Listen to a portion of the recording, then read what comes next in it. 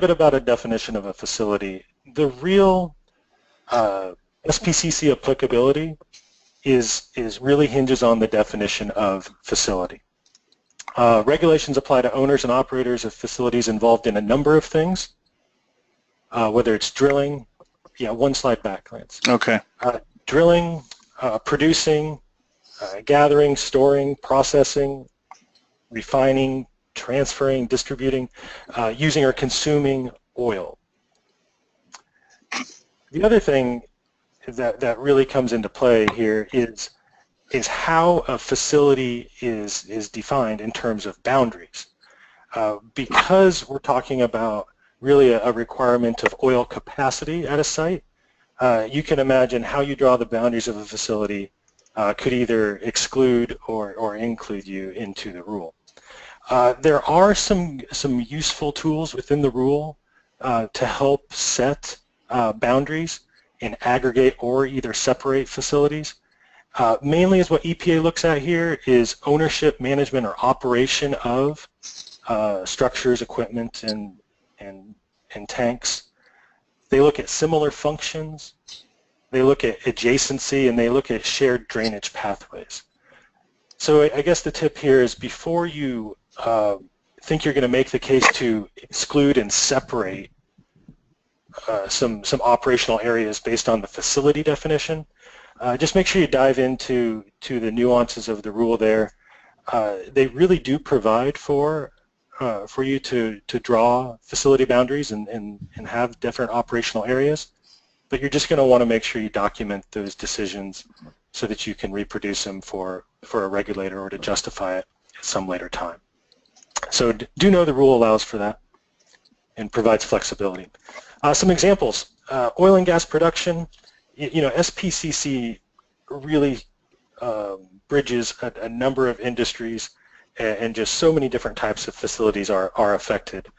But this next slide shows a couple pictures of different types of facilities, whether it be oil and gas production, you know, industrial operations, diesel fueling and power generation, food manufacturing, not shown here, but that's a big one that gets pulled in. Power generation, whether it's electrical substations, using oil field operational equipment, or actual power plants, gas plants, tank farms, bulk terminals, just a number of various facilities that get pulled in to the rules, including farms.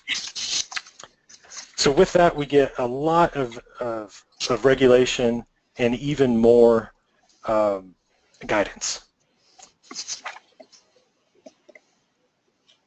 Here's the thing on the types of facilities.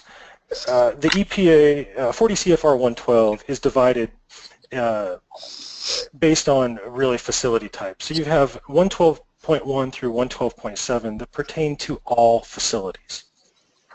But say you had a production facility, say you had an oil and gas facility that met the definition of a production facility, and you can see here that 40 CFR 112.9 also applies to onshore oil production facilities. So if you have an oil and gas operation, you know, that encompasses drilling, workover activities, or oil production activities, you're going to be classified as, more than likely, a production facility. So what you want to do is make sure that your plan complies with not only sections 112.1 through 112.7, but also 112.9 specific to oil production facilities.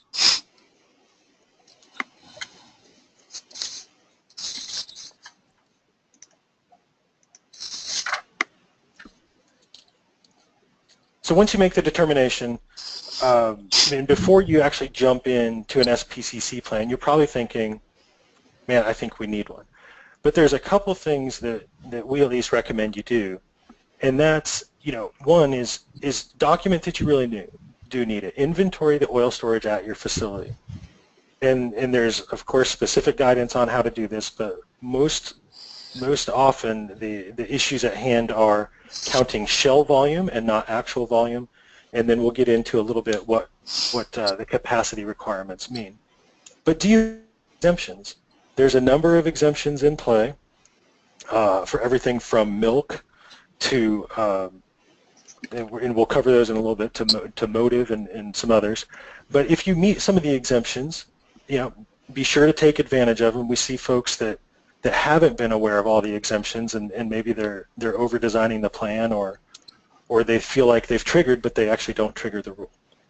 And then finally, a question: if someone or if one of your sites is on the cusp of it or not, is can you decrease your oil storage? This is, there's not a provision for temporary tanks or seasonal tanks, but there is a provision for permanently closed containers. As you can imagine, there's a number of nuances to that, and you want to make sure you conform to all of those parameters and make sure that you really do meet the definition of a permanently closed container. But there are some things you could do to evaluate and ensure that you need an SPCC plan. The definition of oil is very large and encompassing. As you can imagine, oil of any kind or in any form, including petroleum, fuel oil, sludge, oil refuse, and oil mixed with wastes other than dredged spoils. Oil mixed with water is included in this, and we'll talk about that here in a little bit.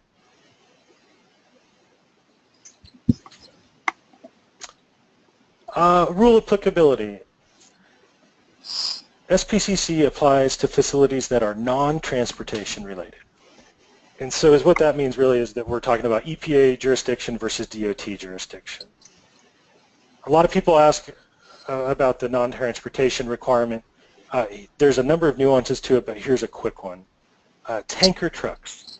A mobile refueling truck that operates within your facility that might operate at a mining site or an airport or something like that to refuel equipment within your property, within your facility, that's subject to SPCC.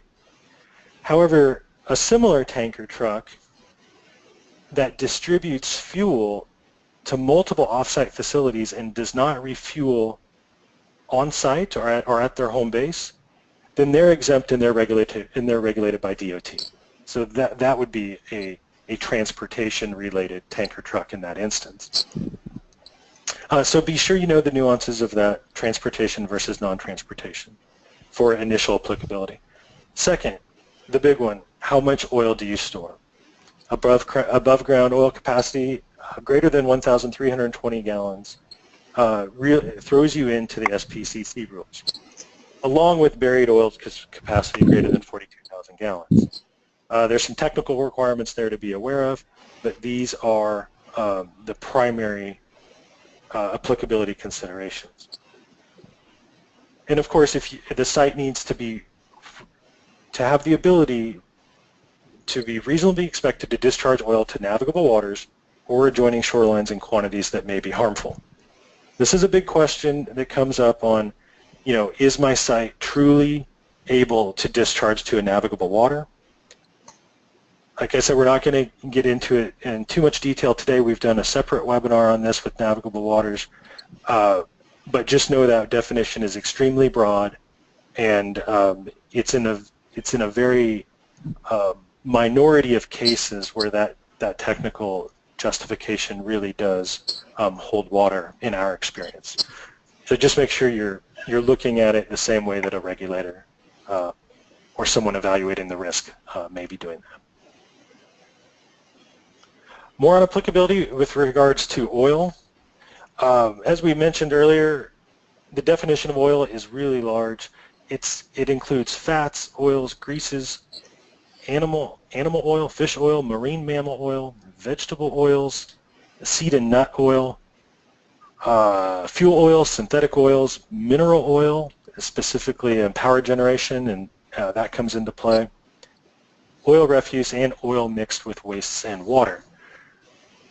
So oil-water mixtures, especially in the oil and gas industry, no matter, take produced water for instance, I know a lot of people have tried to make determinations of it only contains a certain percentage of oil, and but the way EPA views it in the definition is inclusive of an oil-water mixture is an oil. And so be sure you're using the full tank capacities in your threshold determinations. The way we count capacity at a site, we count containers greater than 55 gallons in capacity. This is not actual volume in the container again, but it is shell capacity. So you count 55 gallons and above, so this will be your totes, your drums, and your large bulk oil storage containers. Be sure to include mobile refueling trucks. I gave that example earlier, but as long as you're refueling your own equipment at your site, and you're not making deliveries to something like a gasoline service station, then more often than not, your mobile refueling trucks are going to be included in that threshold determination. Of course, any new oil, used oil, and I've already talked about the oil-water mixtures. So be sure you know the definition of an oil and certainly how broad it is.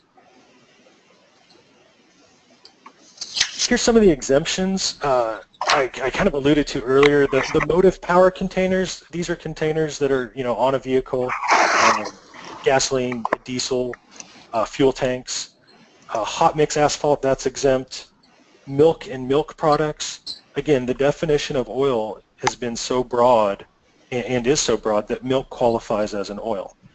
As you can imagine, the milk industry, I think maybe rightly so here, said that they've got other precautions in place to account for a milk spill.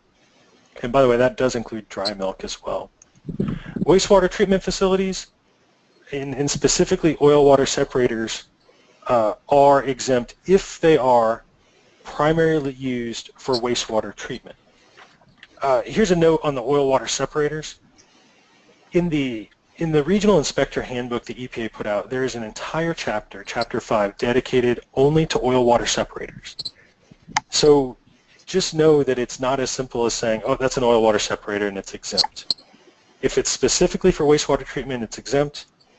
For instance, if it's used in oil production or oil recovery and recycling at a facility, then they are not exempt. So a word of caution there. Okay, well, I think we're ready for our first poll question. Thanks, Nick. I appreciate it. I will never be able to eat my cereal the same way again with that information. So the poll question is, of course, it's not showing it to me, but hopefully everybody can see it on there. If you're responsible for compliance, let me see if I have that question here. I can see it here, Lance. If you're responsible for compliance at your facility, have you determined if your facility needs an SPCC plan? Yes, we need one. No, we don't. Still unsure how the regulations may apply, or I'm not responsible for compliance at a facility. And we know many of you are likely responsible for a portfolio of sites, but just trying to get a good indication of where you are in that process. So I'll keep this open for just a few more minutes, and then we'll turn it over to Emil. Okay, so got still people voting, and I'm going to go ahead and close it right now. So I'm not sure if you can, I'll share the results with you guys right now, but it shows that 59% do know that they need one. 12% said no, that we don't need one. 6 says they're not sure how the regulations apply, and then 24 says they're not responsible. So that answers some questions, Nick.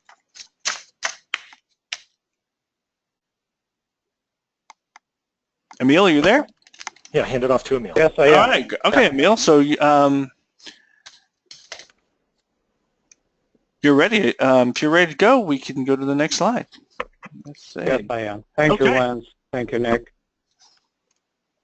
One thing I would like to mention is the presentation is a summary, and it doesn't cover every SPCC provision or aspect. So if you have any questions, specific questions, or if there are any issues that we do not cover, please feel free to reach out to me or Nick, and we can definitely help you and respond to your question. So after identifying and reviewing the SPCC regulations, the next step is in identifying the fact that you need an SPCC plan. The next step is what are the primary components of the SPCC plan document. So the things that we have to look for are facility description and diagram. So we have to give an overview of what the facility operates and what the facility contains, and prepare a site-specific diagram that applies to your site. The other issue that we will be addressing as a key component is the discharge prevention measures, specifically size secondary containment versus general secondary containment measures. I will go over the inspections and integrity testing protocols, discuss security measures that could apply to your facility, address the spill response and notification procedures, and then briefly cover training. Facility description and diagram. So under the facility description, as I mentioned, we have to include a description of your operational areas, location of oil storage, their container, the number of containers, the containment used to contain these oil storage containers, and the stormwater drainage at the facility. We have to go into the level of detail to identify potential spill prediction and control, and specifically to evaluate whether your site could discharge oil to adjoining surface water bodies or other sensitive environments, and then include additional best management practices and or general housekeeping measures that should be implemented at the site to assist in maintaining compliance with the SPCC plan rule. The facility diagram is one of the key elements of your SPCC plan, that the main document that an EPA inspector would look at. So it's very important to be very specific in your representation of your facility. Especially, we're looking for identifying the location of oil storage, their content, and the volume for each fixed oil container. And when we say container, we go back to what Nick mentioned about any container that can store at least 55 gallons of oil and other oil-based products. We have to identify the location of portable containers, where are they located on site, and provide the numbers. Now, I understand this could be a challenge in certain situations because some facilities could not identify exactly the number of drums or totes.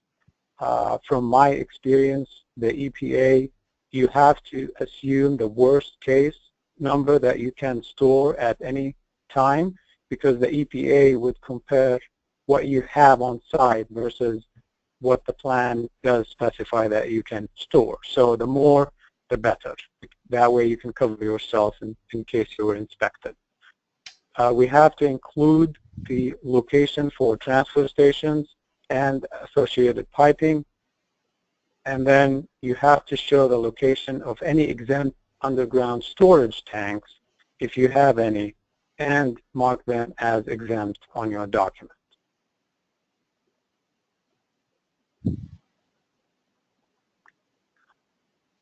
The second component in your SPCC plan should address discharge prevention measures, specifically secondary containment.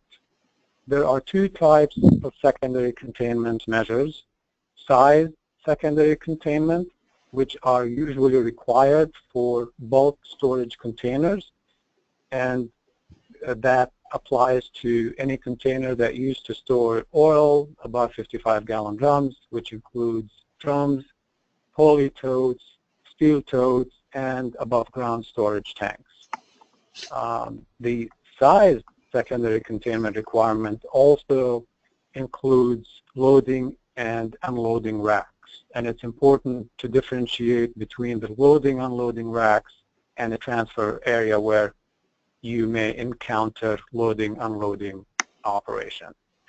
And then the second type of secondary containment is the general containment, and I will go into detail in the next slide. So size secondary containment, an example of it includes a retaining wall, dike, berm, any structure that is sufficient to contain the capacity of the largest single compartment or container with enough volume to account for precipitation or freeboard. So as the diagram shows, or the picture shows, be sure to show your containers. So you can see that you account for your single largest container within that same containment, plus any other containers that you may have. And the size should be sufficient to include that after calculating your displacement, because the presence of tanks and containers will take volume and capacity out of your containment. So make sure you account for displacement when you do your calculations, that you have sufficient containment. And so, and we go now down to what sufficient containment means. So freeboard, you shouldn't just look at the 110% rule of thumb. This is an API, American Petroleum Institute rule of thumb, that they want the engineer or the facility to start looking into before they design their containment. However, you have to account for your area. So for example, the EPA recommends that you account or look into your local rainfall data, specifically the 25-year, 24-hour rain event. If that amount or number exceeds the 110% rule of thumb, then realistically you should design your containment to account for that capacity and not just rely on the 110% rule. In either way, discuss this with your PE, as this could be adjusted also based on other factors, usually specifically to your site.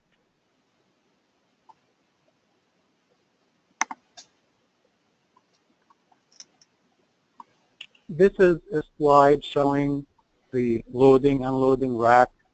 This tends to be a confusing point for some facilities where they could not distinguish between the rack or the transfer area specifically. So as you can see, always take into account you will have to provide size secondary containment when you have the loading, unloading rack, which is not the same if you just have a transfer area for loading, unloading oil and other base products. So very important, take that into consideration. Other secondary containment with, beyond size secondary containment, we also have to, as I mentioned, look into loading, unloading areas or fuel transfer areas that does not have a rack or does not use a rack. We also have to account for oil-filled operational or manufacturing equipment. Oil-filled operational equipment specifically includes transformers and other equipment that could store oil just for the purpose of operating the equipment. Manufacturing equipment such as a flow-through process vessel that you may encounter at an oil production site. And then you need to account for the mobile refuelers and other non-transportation related tank trucks.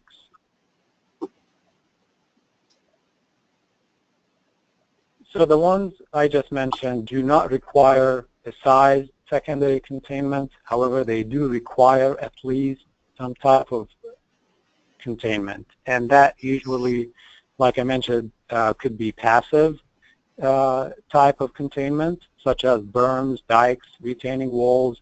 You are more than welcome to account and design for passive type containment, but the rules and the EPA does allow you to consider the active type secondary containment in addition to passive prevention systems.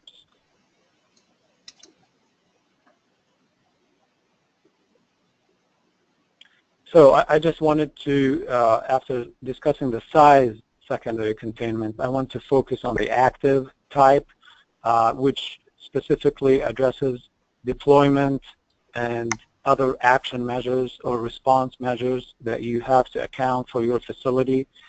This type may sometimes require the facility to prepare, in addition to an SPCC plan, what we call an oil spill contingency plan. Those elements account for your active containment measures. How quickly can you respond to a spill? What type of equipment do you have on site? And what type of personnel and how many can respond to a spill, in addition to the notification procedures. One thing I will add as an advantage is to also account or consider having a contractor who can come out and be able to respond to a spill if it exceeded your capacity. So again, when you consider active containment, you still have to look into how can you contain volume and rate of a discharge. Can you deploy in a very timely manner before it leaves your facility and causes contamination off-site? And I just mentioned some examples include weirs, booms, spill kits, sorbent materials, and then storm drain cover. Emil, I have a question from one of our listeners. If you want to go ahead and take it right now, or do you want to wait for a little while? Yeah, sure. Let's take it. If we have transformers on our facility grounds, but they are maintained by the city and not facility employees, do we have to include their capacity in our oil inventory for determining if we need an SPCC plan?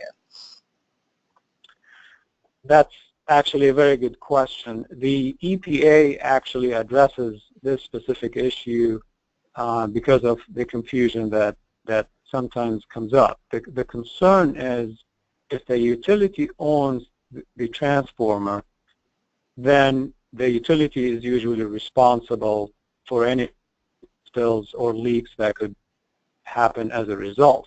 However, every facility has to coordinate that with the utility company, meaning you at least have to have a written commitment from the utility that they can respond in case of a spill or a leak. The concern here is, as a facility, you do not want to sit idle and just not respond if you observe a spill or a leak, so you do have to have a documentation from the utility company and a commitment that they will respond if there is a spill or a leak. Now, in that situation, these oil fill operational equipment, specifically transformers, do not need to be included in your SPCC plan. However, do not count toward your threshold, but I would at least include them in my side diagram just to account for those and to identify to the EPA that we are aware we do have transformers on site, but this is the letter from the utility providing commitment that they can respond in case of a spill or a leak. Hey, Emil, can I add one thing to that? Sure. Transformers are the most common, but that provision actually applies to all containers owned or operated by someone else. So, you know, in an oil and gas situation, someone might have a oil tank that has a capacity, and if that's owned and operated by someone else, it can be excluded from the facility. But as Emil was saying, you still need the same amount of coordination and documentation to justify that decision. There's a fair amount of discussion of that in the EPA Inspector's Manual as well, and so I always just recommend that we kind of use that as the baseline, since we know what the inspector may be looking for in those situations. Great, thanks guys.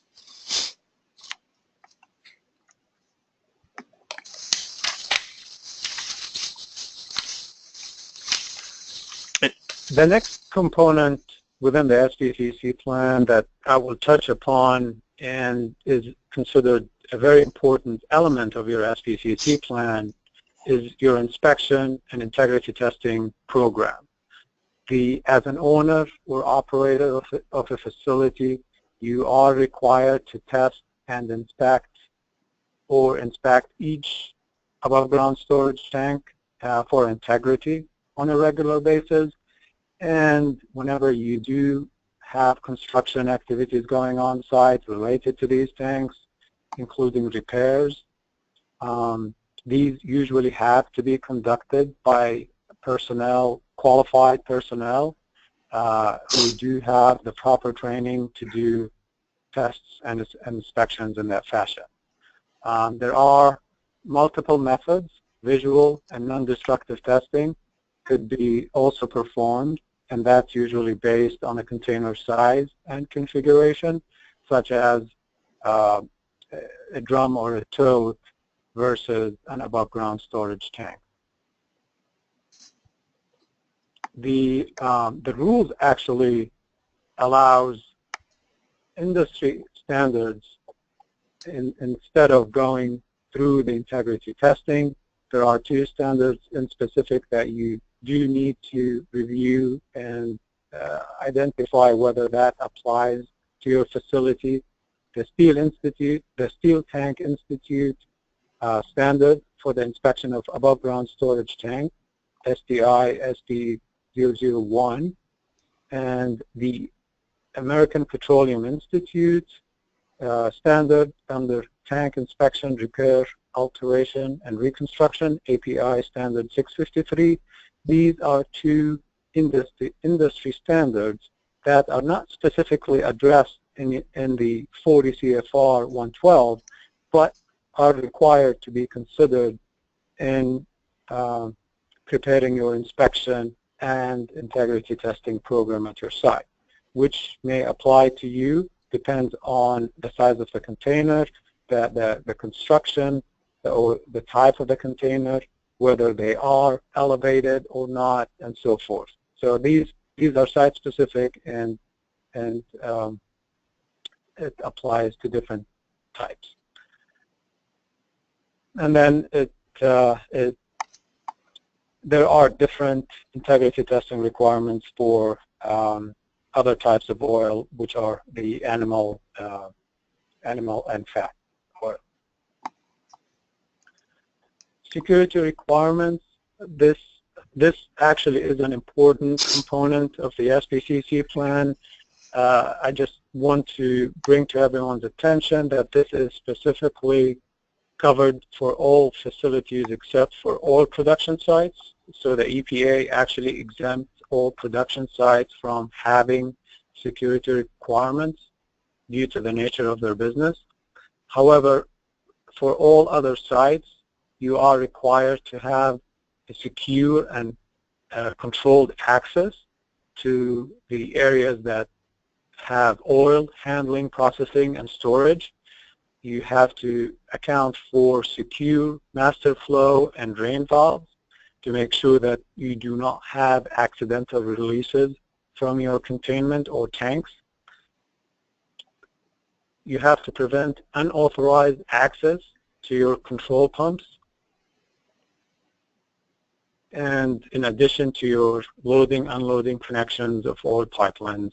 So you do have to account for your security measures. And one other thing I should mention, lighting is another security measure that should be addressed in your site to avoid any and prevent trespassing and causing any unlawful discharge.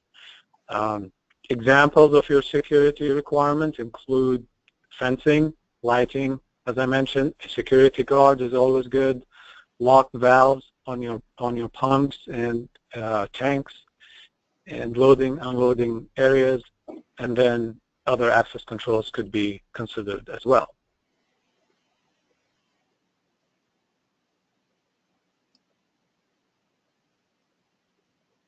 Another important component in your SPCC plan, and is always a main focus of the EPA, is your spill response and notification procedures and measures.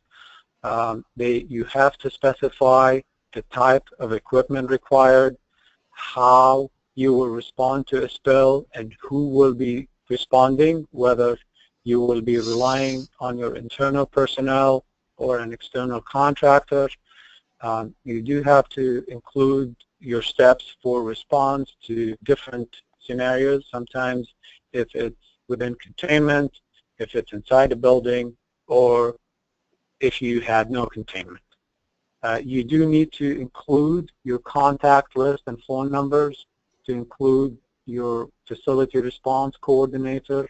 You definitely need to include the National Response Center number. That's your first on your list. And then other state and or local government agencies need to be notified as well. This could also be state-specific. For example, requirements in the state of Texas are different than the requirements in the state of Louisiana, but you have to look into your state-specific notification requirements. As I mentioned, you do need to identify the thresholds for the reporting, whether it's state, EPA, or to the NRC. Another important element is to include and identify who will be responsible for notifying the agencies and when. You do not want any person who identifies a spill to go out and notify. So you do have to have one point of contact, and obviously include written notification requirement. Training requirements, I'll go through this very quickly. The EPA requires oil handling personnel at least to be trained on an annual basis, specifically personnel who operate, maintain equipment, who manage oil on site, who conduct the inspections, who participate in the loading, unloading operations, and they have to be trained on the contents of the SPCC plan. It's very important for them to understand the spill response and notification requirements as well. Emil, we have another question if you have a second. Our facility has a detention pond inside our perimeter. Max volume is 100-year rain event. It's located before discharge, the runoff out the facility. Do we need an SPCC? That's a very specific question. I think we do need to identify first, the type, the amount of oil and other oil storage that you have on site. We do have to consider containment. And if you do want to look into a detention pond as your secondary means of containment, this actually could be considered. You do have to account for potentially response measures, because you do want to look into other active procedures that you may want to implement at your site, especially if you do potentially cause a discharge off-site that could contaminate navigable waters or other sensitive environments. So you need to start looking into, do I need to include or prepare an oil spill contingency plan? do I need to include or prepare a facility response plan under 40 CFR 112.20, which specifically will require you to have a program around your response procedures. But yes, to give us a short answer to a very complicated question is you can consider detention ponds as your emergency containment.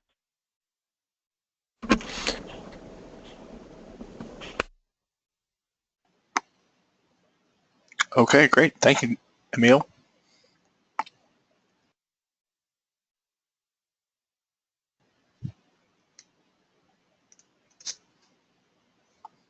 Emil, you want me to go to the next slide? Yeah, I turn it to Nick now. All right, Nick. Sorry, I was on mute. Thanks, Emil. We are kind of bumping up on our time here, and I want to make sure we have plenty of time for Emil to talk about some of the potential new proposed rules coming down the pipe. So I'm going to jump quickly into the various types of SPCC plans, which model is right, and determining what the appropriate plan is for your situation. What we find most often is our initial call from a client might say, hey, we need an SPCC plan, or we need 45 SPCC plans. And the important thing to know is there's a number of ways to skin the cat. The primary way, and I guess is the full SPCC plan. It meets all the requirements of 112.7, and it is reviewed and prepared and certified by a professional engineer. Most people, especially that are familiar with the original rules, think of only this option. The important thing to know is there's other options that are usually much cheaper and easier to implement as long as you qualify. So there's a self-certification process for qualified facilities. Essentially, qualified facilities have smaller oil storage capacities, and they haven't had oil spills in the past or within some recent timeline. So it's a good process to go through and to take the step to account for all of your facilities and understand which way you might be able to go. So a self-certified plan can be done in many cases. If you are a qualified facility, you're going to either be a Tier 1 or a Tier 2 facility. A self-certified Tier 2 plan meets the requirements of 112.7, but you can self-certify it at the facility without the use of a PE. You may also use the oil field operational equipment option because and the impracticability determination. Emil was alluding to this, and you don't necessarily need a PE for that either. But just make sure that well, I've got another slide on it here in a second, but just make sure that you truly meet the requirement for that. Real quick, on the last slide, a Tier 1 template for a Tier 1 qualified facility. This is a very simple form, essentially, a light SPCC, if you will, and this, for certain sites, is just as good as a full plan, presuming you meet the regulations. One other note, we've developed a number of different templates and approaches to meet specific client needs.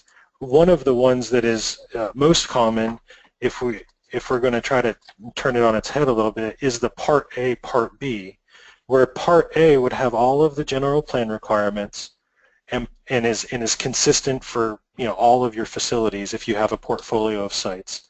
Part B would be your site-specific facility information, and that's a much smaller section that only needs updating and technical review and whatnot. So again, consider your approach, consider your situation, and our recommendation is to always include a cross-reference table so that you can document that your plan and your format meets all of the requirements of 112. So a full SPCC plan, as I mentioned, the PE reviews and certifies, and especially all technical amendments Technical amendments, which Emil will talk about here in a second, are essentially anything but basic information, phone numbers, names, things like that. The certification by a PE doesn't relieve the owner-operator. The owner-operator still has that full duty to implement the plan. Some state laws may require a PE to be licensed in that state. Louisiana is a good example. We here at W&M have done SPCCs in almost all 50 states. It's certainly the minority of states that require a PE from that specific state to seal the plan, but there are a handful of them out there in Louisiana, right across the border is one of them. The PE, you don't have to hire a consultant. They can be an employee of your facility. And also know that the PE, if you use a consultant, someone like us, we can work with your staff as an agent to help get some information and to streamline that process. Qualified facilities, here's the question, is if your facility qualifies as a qualified facility, generally less than 10,000 gallons in aggregate, above ground storage capacity, and there's some requirements here that you not have had some spills. So if you're actually less than 5,000 gallons, you can go straight to a Tier 1 in most cases.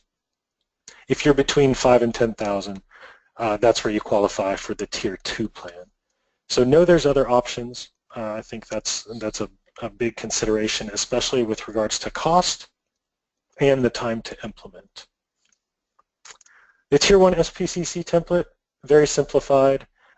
There's an EPA go-by out there for you. You could consult a PE to get certain clarifications and then go that route once you have an understanding of your applicability. The Tier 1, again, you can't use environmental equivalence. You can't use the full breadth of the rule. You can't have an impracticability argument, and again, you don't need the PE certification. So just make sure you can document that you do meet those thresholds. Nick, sorry for running through that, but I just wanted to make sure we had time for that's good. For this next phase. And I think we've got another poll question, and then I'll pass it to Emil to wrap things up. Yeah, I'll go ahead and launch that poll question right now. So what type of SPC plan does your facility have? A full SPC plan? So this question, what type of SPCC plan does your facility have? We have a full SPCC plan reviewed and certified by a PE. We have a self-certified plan for a Tier 2. We're implementing a Tier 1 template as a qualified facility. Not sure. And then finally, what SPCC?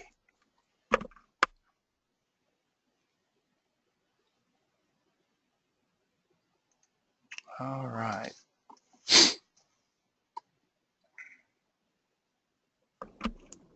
And Lance, you may be on mute. If I'm on mute, I'm sorry. It doesn't show me that I'm on mute, but if I am.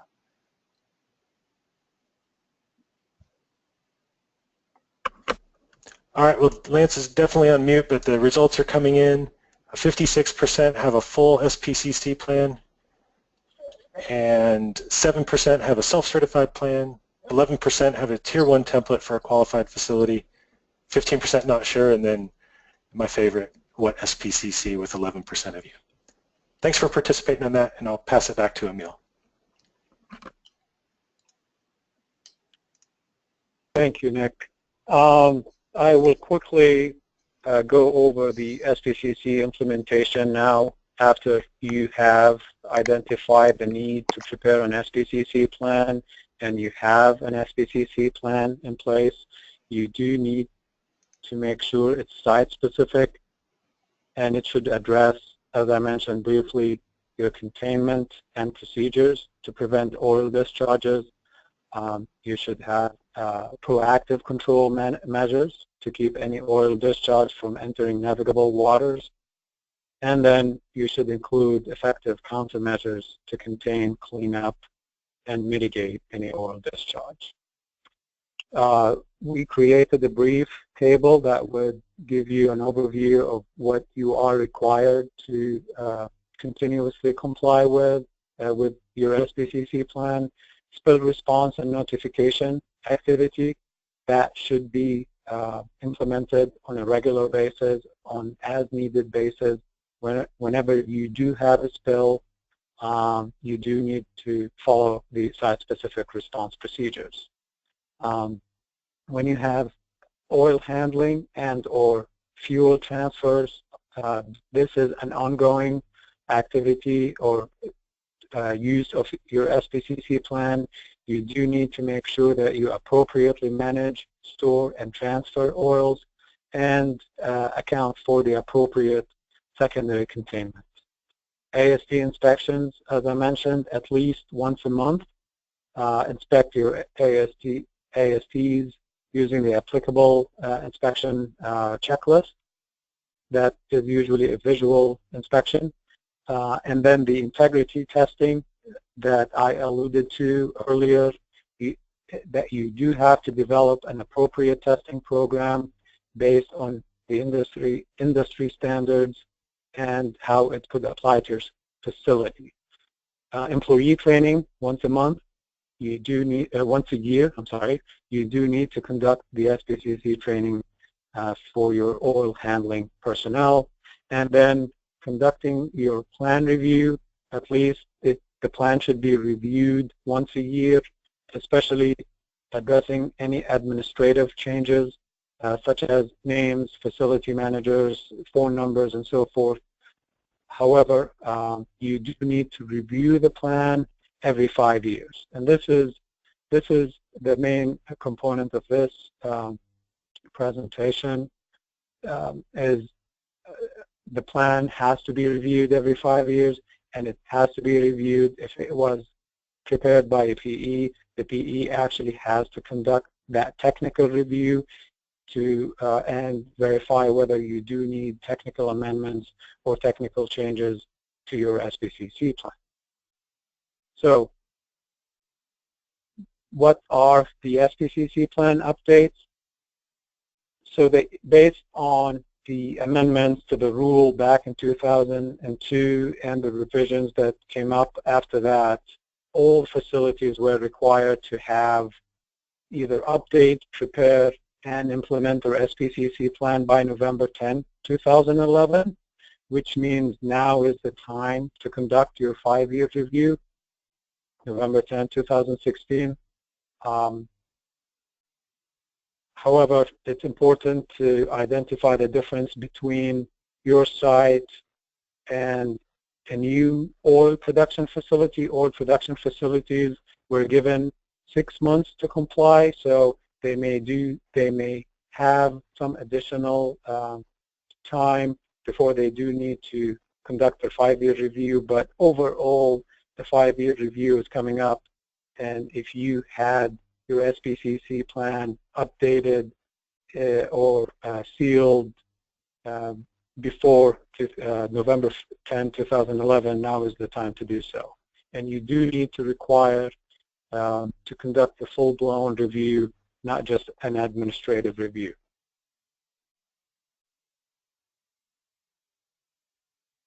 New rules that could be impacting the SPCC rules. So 3 separate advocacy groups, the Environmental Justice Health Alliance, the People Concerned About Chemical Safety, and the Natural Resources Defense Council, the NRDC, they filed a lawsuit on July 21st against the EPA. They cited the fact that the EPA failed to prevent and contain discharges of dangerous chemicals from industrial facilities, to include not just oil but hazardous substances. Back in 1972, Congress actually mandated EPA to issue these regulations as soon as possible, but the EPA issued the SPCC rules and they did not account any hazardous substances. So now, under this lawsuit, the EPA went into a consent decree on February 16, 2016, not just a few months ago, and they are required now within the next 18 months, approximately August 16, 2017, to actually come up with the draft rulemaking, specifically targeting hazardous substances and not just the typical oil and oil-based products. Under that decree, the EPA is expected or required to finalize the rule within 14 months after issuing the draft rulemaking, which is October 16, 2018. This is going to be big for the industry. In the past, when you went out to design your containment, when you went out to prepare your SPCC plan, you usually focused on your oil and oil-based containers.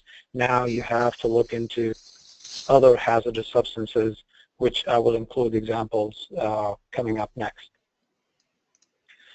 So these agencies or these advocacy groups, they actually cited data. They actually were able to pull data from the U.S. Coast Guard, National Response Center, and they showed for data for 10 years between 2005 and 2014, there were 18,764 non-transportation related hazardous substance spills, of which 1,294 reached bodies of water, and that's what was the case under the lawsuit against the EPA.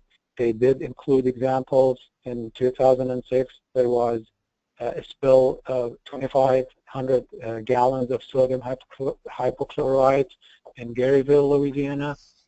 Other hazardous substances include sodium hydroxide, which was a spill of 13,000 gallons in Madeira, California, in addition to a spill in Petersburg, Virginia, of iron chloride, hydrochloric acid, and zinc chloride. So as you can see, now we're looking into other substances and not just oil and oil-based products. Now the EPA regional office does not know yet whether these rules will fall under the 40 CFR 112, specifically combining them with the SPCC plan rules, but we will be watching, and once the EPA publishes the draft rulemaking, we will identify whether they will combine both rules or not. Okay, Emil, can you hear me now? Yeah. Okay, I don't know what was going on. We had still having a few technical difficulties, but I went ahead and launched the new poll out there.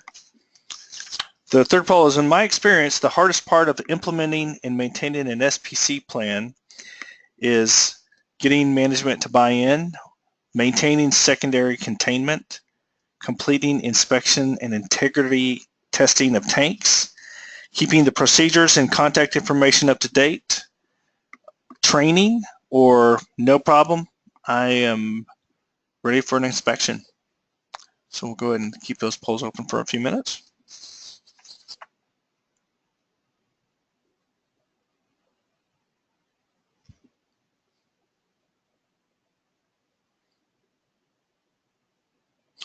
Okay, 3 seconds, and I'm going to close it out. All right. Okay, so it looks like 5% was getting the management to buy in. 11% says maintaining secondary containment. 26% says competing inspection and integrity testing. 58% says keeping procedures and contacts information up to date is a big one. So.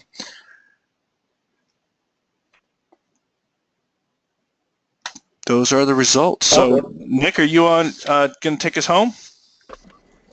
Well, let me. Sorry. Let me just talk about this. This actually was a very good question because it will lead to the last slide that I want to talk about, and it's specifically the most common EPA violations. So the EPA in Region 6 at least, they do have a couple of professionals or technicians who are conducting site visits, specifically targeting sites that have or are required to maintain a facility response plan. But these are the most common violations. And it's not surprising, but the facility does not have an SPCC plan. Some facilities do not know that they are required to or are regulated to develop an SPCC plan. And then you have the facilities that had been purchased but had not prepared the plan yet for whatever reason during the acquisition that was left out. The second most common violation is preparing generic SPCC plans and not site-specific. As I indicated, you do have to account for your site-specific information when you prepare your SPCC plan. Lack of a PE certification is another common violation. And the big one was the lack of tank integrity testing protocols.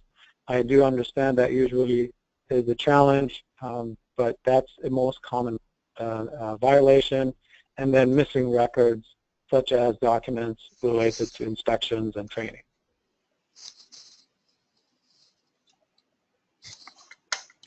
Excellent. Okay. Nick, do you want to cover the last few things? Yeah, just I'm back. I think I had technical difficulties on my end, so I was probably talking over both of you. A couple of things. We got a number of resources that we've compiled over time. We've got them here with links, but the SPCC guidance for regional inspectors, the most recent one came out in late 2013. This is extremely helpful. It lets you understand EPA's thought process. It's the actual training that they give to inspectors. And if you really want to dig deep, the EPA has published their webinars that they give to regional inspectors. So again, if you have specific questions or nuances, there's a good chance that that it might be covered there. We reference it quite often. We also reference when we're preparing facilities for audits and inspections and reviewing compliance. They have the regional inspector checklists in this document as well. The EPA website, Nick, of course. Yeah, go ahead. Nick, I just want to add that the guide is almost 1,000 pages long. So if you do have questions, concerns, please reach out to us. Yeah, that's a good point. As I mentioned earlier, I think Chapter 5 is oil water separators, and it's 30 pages about if an oil water separator is exempt or not. The EPA website, of course, the Tier 1 template. If you do find that your facility meets the Tier 1 criteria of a qualified facility, you can download that template there and have a great head start. And finally, rainfall frequency. This is what we use for our to determine our rain events and determine secondary containment rainfall thresholds and appropriate containment sizing. So those are there as well as a point of reference. Thanks again for joining us today. Like I said, I'm Nick Andriani. Emil Hanna dove into the technical details. You can certainly reach out to either one of us, but certainly appreciate your time. Well, thanks, guys. I really appreciate some great information. And we want to apologize if we went over just a little bit, but I think the information was so good, I don't think people minded too much. Like I said, I will get the recordings and the slides out on our website, so I'll send you guys an email later on this afternoon. Thank you, guys. Have a great week.